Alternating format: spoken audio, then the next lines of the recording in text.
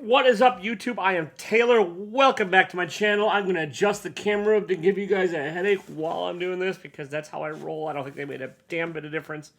It did not. But I'm trying, folks. I'm trying. I'm sticking with it. Anyways, how are you? It is the week of May 12th. This is my weekly comic book and cryptocurrency investing show. It's not. Well, it's my weekly comic book show. It's not cryptocurrency investing, although you should buy Shiba Inu and make me rich. I'm not a financial advisor. This is for entertainment purposes only. Please don't yell at me if you lose your $4 you put in there, because I don't care. It's your money. You're growing. Do what you want. All right. You ever have a visceral reaction to a comic? You're like, man, this is amazing, and like you just kind of really feel it in your soul. Well, I had a visceral reaction, but it wasn't good. We're going worst to best as always. I hated this comic. I absolutely hated it. This is X Corp #1 or X Corp. Yeah, it's Teeny Howard and Foshi and Go. The art is fine, and yes, I know I'm going to say fine throughout this video. So you can go buy my fine T-shirts at the link below because everything's fine. It's all fine except for this comic. This is I get what they were sort of trying to do. I don't understand why, and I don't care. But I get what they're trying to make Angel and Monet into like these corporate badasses, and still have it try and be an X-Men book for some damned reason. And like, A, they weren't corporate. B, the storytelling is just bizarrely all over the place and awkward. And C, what the hell? It's all enough of that one. Speaking of what the hell, I wanted to like this. It's a junkie cable. It's a one-person show. I can't remember who did, but it's one person doing all the work. They're writing, they're coloring, they're lettering, they're doing everything. Some of the lettering bugs me. Some of the coloring, no. The coloring's fine. The art's mostly fine as well. There's some confusing panels, but the story, I don't know. It's all over the place. And like some of the aliens are kind of remind me of those weird sectors, I think they're called. They had antennas from the 80s, and they flew around on bees. They were trying to be the next Transformers, but nobody cared. Nobody cared. This story. Everyone in this story is obsessed with boobs, which I'm normally, I can respect, because boobs are fun and cool. But, like, it's another one of those where, like, I don't get it. Like, there's just, these first couple books are just kind of confused the hell out of me as far as, A, why they exist, and B, what they're trying to do. This one is just kind of a baffling story with boobs and aliens and alien boobs. And, yeah. Whatever. Children of the Atom, speaking of awkward storytelling, flash forward, flashback, sort of give us a story origin. Not really, and it's still just muddy and unclear. This has been a letdown for me. This book was supposed to be like the next generation of X-Men and like cool ideas. They're mostly, almost to a T, bad copies of the original X-Men, and maybe there's a reason for that. Maybe they'll explain that later, but get to it already. This is just, and like, I don't know, like the main character they focused on this week, I don't remember her from the first two, and I'm not going to go back and read it. I don't love everything Marvel did in the 80s and stuff, but like you could usually pick up an issue and have a clear idea of what's happening. Like there's a little summary or something, or there's a little bit of hints, or like, you can pick it up and be like, oh, that's what's going on from the last issue. I was lost with the main story. The B story of the origin just didn't make sense, and all right. Black Hammer Visions. This is another baffling mess by Mariko Tamaki. I'm pretty sure this is a Colonel Weird story, but it could be other characters from the Black Hammer universe. Or it's a story within a story, or it's a story about the one robot dude. I don't know. It's well drawn, but I just don't. Yeah, I don't know. I don't get it. And I didn't get the purpose of it. I don't understand it. You had one shot at playing in the Black Hammer universe, and this is what you chose. Good for you. Okay, yeah, some of these you could probably adjust the order on because we're in the "it's fine" patented part of the reviews. I don't want to turn that into my trademark, but like honestly, most comics are just kind of fine. Like by definition, not everything's gonna be great, and not everything's gonna be awful. Most kind of fall in that range, and this is in that range. This is Star Wars prelude to the hunt for Han Solo. So they're not actually hunting for Han Solo. Oh, no, they are. I don't know, whatever. They're starting to hunt for Han Solo, who's in Carbonite. because there's bounty hunter. Boba Fett has him. This is that period of the story where Boba Fett is transporting Han, from the Cloud City to Jabba's palace, and this is kind of what's happening along the way. And this is like Luke and Chewie, and maybe a first appearance of some other Wookiee. Probably not. Maybe, I don't know, if you really give a shit about that, pick it up. But it's decent. It's not. But nothing's really going to happen in here. Like, the problem with the stories like this is like you're going to have a great adventure along the way for me to care, because we already know the beginning of the story and the end of the story. So like if the middle is kind of what the hell's the point? And this is kind of so what the hell's the point? All right, this is the best issue of the High Republic yet. It's still not good. It's still not a good story, but it's not. It didn't bug me as much as the other ones. There's at least conflict in this, and there's battle, and there's stuff, and there's Jabba, and there's huts, and there's plant people, Dengars. There's too many. Drengar, I think, but it sounds like Dengar, the one bounty hunter. Pick a different name for your plant people. There's a conflicted Jedi and trying to do what's right, and Jedis are falling and doing what's wrong, and it's fine. This whole series has been, again, it's been a letdown. You have the chance to play in the universe, and you have the chance to tell like a pre-story, and it's just kind of a boring story. All right, Punch Valley Road number 3. I think, okay, correct me if I'm wrong. Leave me a note in the comments. Hit the like, hit the subscribe, hit the notification bell, all that crap if you want to. I'm pretty sure Grant Morrison wrote the first 2 issues on his own. This one, there's a co-writer, Alex Child, and I think the story suffers for it. It's very dialogue heavy, and it doesn't feel like the dialogue fits quite as well as it did the first 2 issues. The art is still decent. The story's still somewhat interesting, but like it's kind of gone into a typical. I don't know. It's kind of gotten typical, and I was hoping for more. I'm hoping it's not the end of the story. We're still in the middle.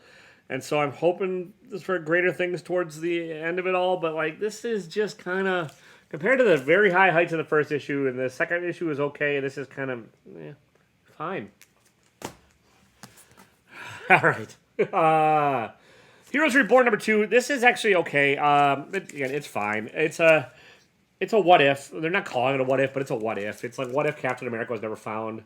And the entire Marvel Universe hinges upon that. There's no Avengers, there's no anything else. This is mostly about Hyperion in this issue, and he's kind of a douche. I mean, he's always been kind of a douche, but he's a really pro-American douche in this, and like, you get a lot of internal monologue that's a little bit douchey. I mean, he's still a hero, but he's just kind of a douchey hero, and he does really douchey things, like to other characters in this. Not to spoil it all, but like, it's sort of the thing is, and then there's the B story with Blade the Vampire Hunter, who was also in the first issue. And Blade knows what's going on, or Blade knows something's not right, so he's hunting for other people to try and make things right.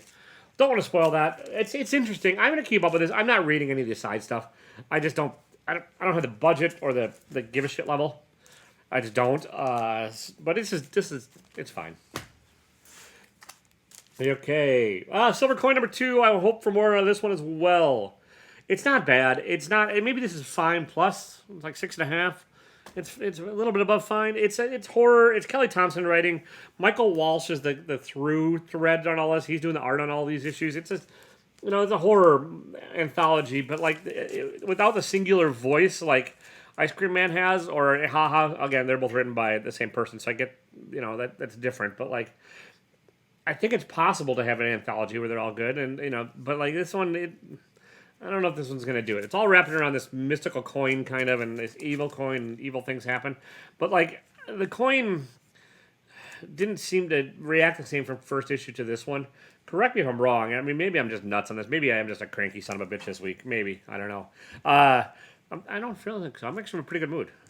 But, it's decent. It's it plays on some horror tropes. There's kids at camp. There's, evil girls and evil summer camp, and like there's some emotional moments in there that hit home for me because I had an awful time at summer camp as a kid. It's just truly fucking horrible, and part of my language this week too.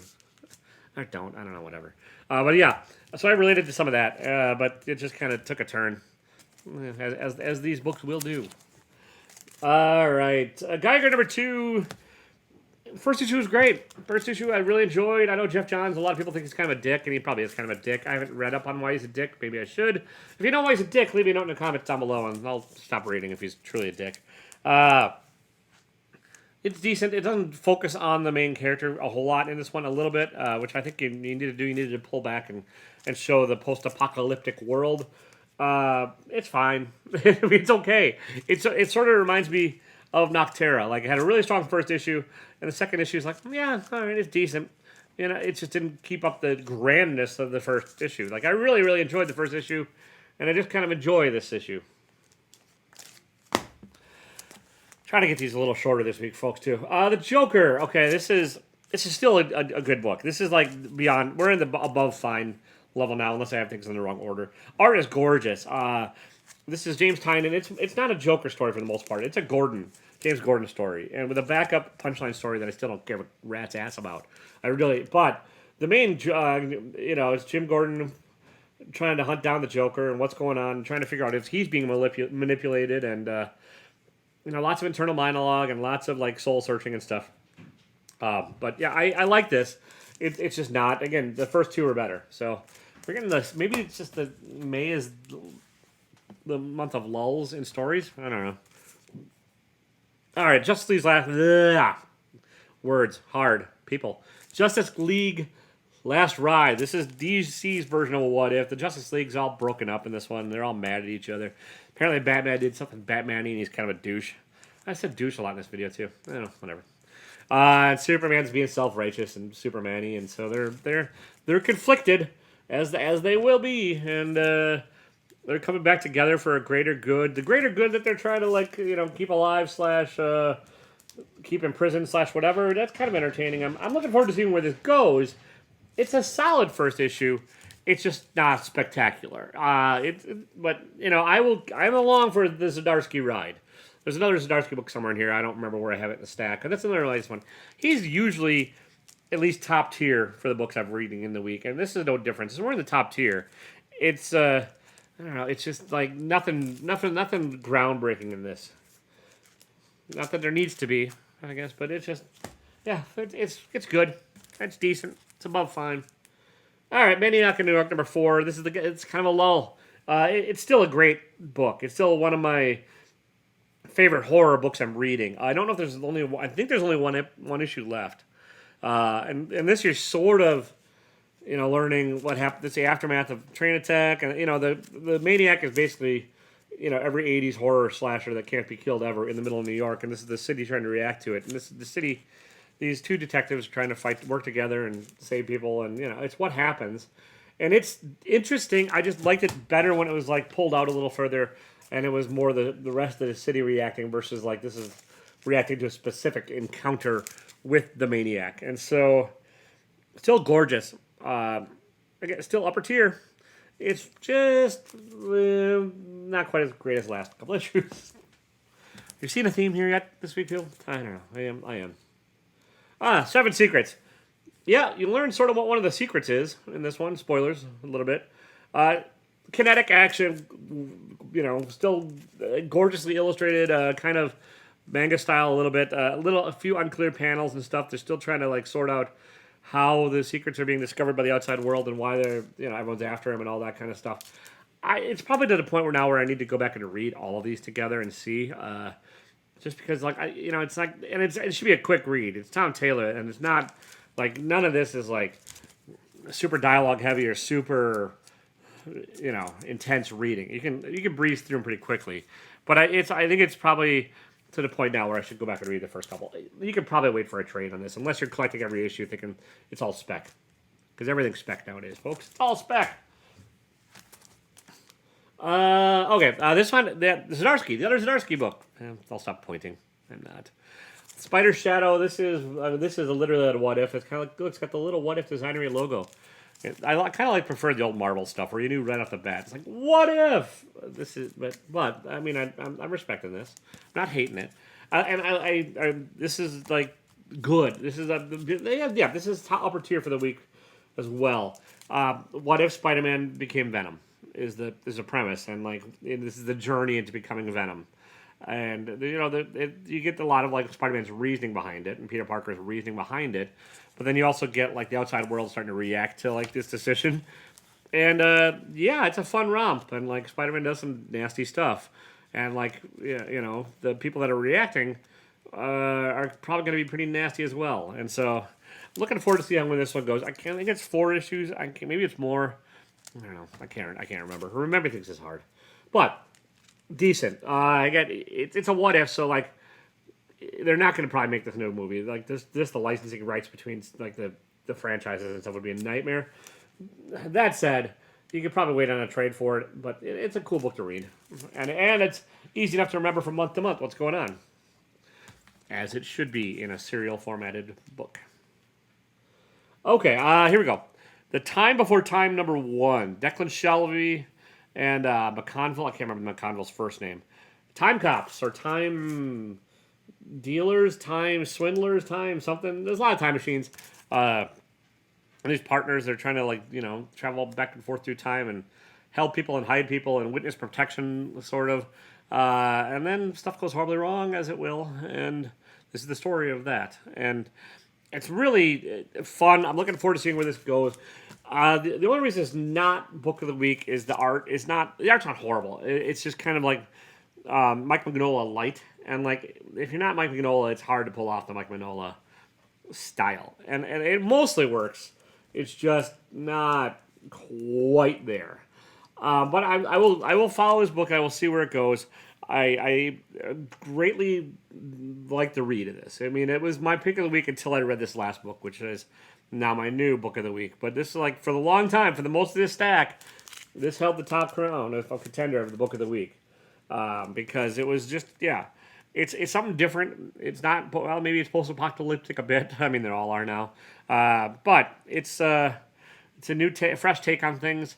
And, it kind of reminded me of the show Timeless a little bit, the NBC show that didn't last very long. This, I think, was better than Timeless. There's a reason Timeless didn't last all that long. But pick it up if you like time travel-y shenanigans.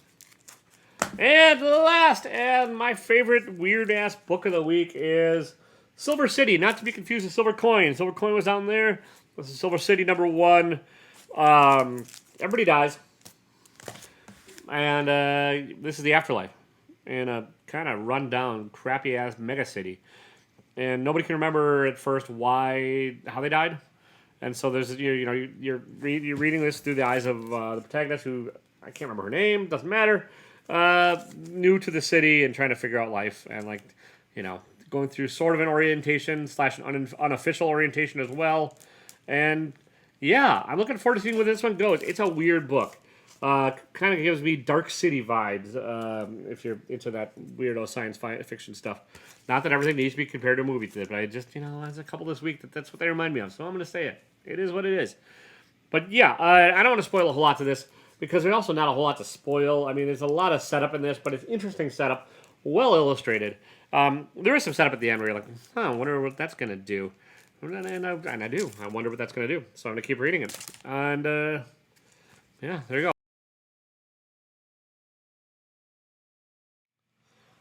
All right, this is a sloppy, half-assed edit.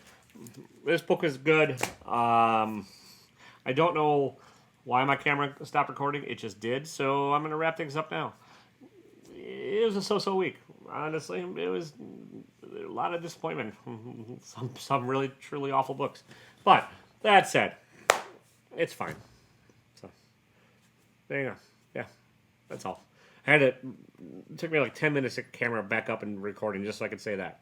So hope it was worth it because it's fine. And don't be a dick.